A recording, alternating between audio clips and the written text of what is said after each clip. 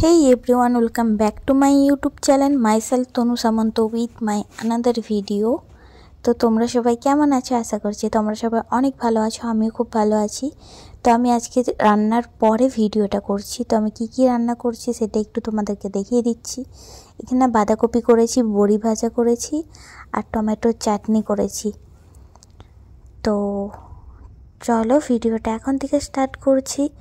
তো আমরা দুপুরে খাওয়া দাওয়া করে নিয়েছিলাম, তো কোনো ক্লিপ কোনো রকম নেওয়া হয় না।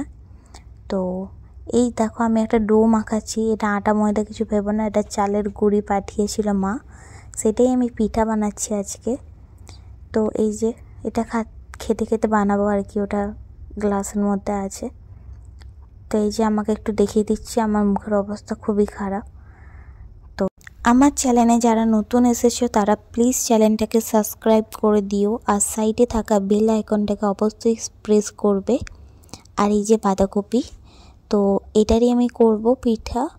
আর এখানে গুড়কে আমি এইভাবে গ্রেট বলতে চাকুই করে কেটেছি, কারণ এটাকে ইয়ে করতে হবে, গোলাতে হবে আর কি গরম জলে দিয়ে। তো গুড়টা বানাবো পরে একটু। তো এই যেখানে আটা বলছি চালের গুঁড়ির ডোটা বানিয়ে রেখেছি। তো চলো আমি ফার্স্ট টাইম বানাচ্ছি, তো কেমন হয় অবশ্যই তোমাদের সাথে শেয়ার করব। তো জুম হচ্ছিল না, তাই এইভাবে জুম করলাম। এই যে দেখো গুড়টা আমি বসিয়ে দিয়েছি। তো এই যে গুড়টা এইভাবে হচ্ছে।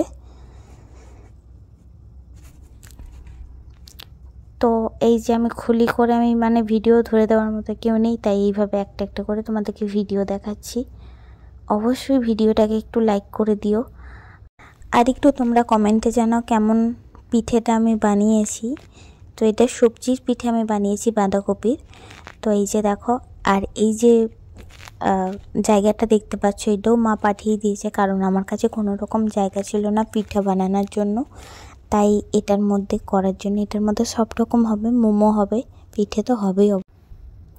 তো দেখো আমি পিঠার আগে খুলি করতাম, বাট মাই এইভাবে পুর ভরে মুড়তো।